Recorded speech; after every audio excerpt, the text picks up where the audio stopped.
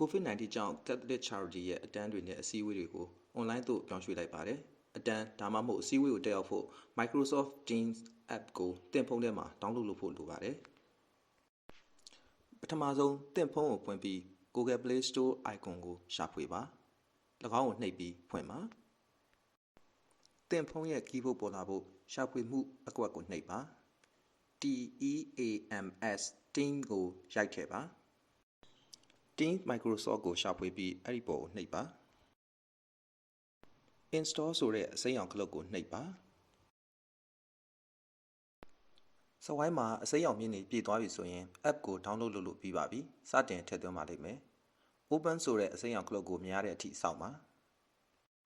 Open စလုံးပါတဲ့အစိမ်းရောင်ခလုတ်ကိုမြင်တဲ့အခါ app ကိုထည့်သွင်းပြီးပြီဖြစ်လို့အခုဖွင့်လို့ရပါပြီအခုပဲ Google Play Store ကိုပိတ်ပြီးနောက်တစ်ဆင့်ကိုသွားနိုင်ပါပြီစီစဉ်ထားတဲ့အတန်းဒါမှမဟုတ်အစည်းအဝေးတစ်ခုကိုတက်ရောက်ဖို့သင်ဆရာဒါမှမဟုတ်လူမှုဝန်ထမ်းမန်နေဂျာကသင်ဖုန်းရဲ့ Messenger app ဒါမှမဟုတ် WhatsApp ထဲကိုပို့ထားတဲ့ link ကိုရှာပါသင်ကိုပေးထားတဲ့အချိန်နဲ့နေ့ရက်အတိအကျမှာအစည်းအဝေးကိုပါဝင်တက်ရောက်ပါ link ကအပြာရောင်စလုံးတွေနဲ့နံပါတ်တွေပါဝင်တဲ့ပုံထဲက link နဲ့တူနေပါလိမ့်မယ်အစည်းအဝေးကိုဖွင့်ဖို့၎င်း link ကိုနှိပ်ပါ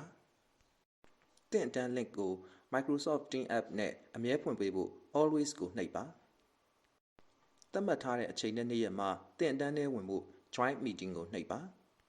သင်အမည်ပထမဆုံးနဲ့နောက်ဆုံးစလုံးကိုရိုက်ထည့်ပြီး join as a guest ကိုထပ်နှိပ်ပါ Teams ကိုသင် microphone သုံးခွင့်ပေးဖို့ allow ကိုနှိပ်ပါအစည်းအဝေးစပြီဆိုရင်သင်ဆရာဒါမှမဟုတ်လူမှုဝန်ထမ်းမန်နေဂျာကသင်ကိုအတန်းဒါမှမဟုတ်အစည်းအဝေးမှာပါဝင်ခွင့်ပေးပါလိမ့်မယ် When the meeting starts, we will let people know you are waiting in the lobby ဆိုတဲ့စာသားကိုသင်မြင်ရပါလိမ့်မယ်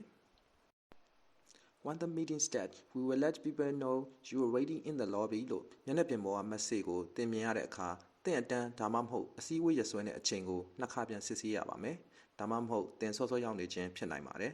စောရောက်နေတာဆိုရင်ခဏဆောင်လိုက်ပါမကြခင်တယောက်လာပါလိမ့်မယ်သင် microphone ကိုအတန်းဖြောက်ဖို့ဒါမှမဟုတ်အတန်းပြန်ဖွင့်ဖို့ဒီခလုတ်ကိုနှိပ်ပါအတန်းဖြောက်ထားရင်အစည်းအဝေးတွေကဘသူကမှသင်အတန်းကိုမကြားနိုင်တော့တဲ့သဘောပါပဲအတန်းပြန်ဖွင့်တာကတော့အစည်းအဝေးတွေကလူတွေသင်အတန်းကိုကြားနိုင်တဲ့သဘောပါသင်ကိုစကားပြောဖို့မခေါ်မချင်းသင်ကိုသင်အတန်းဖြောက်ထားပါ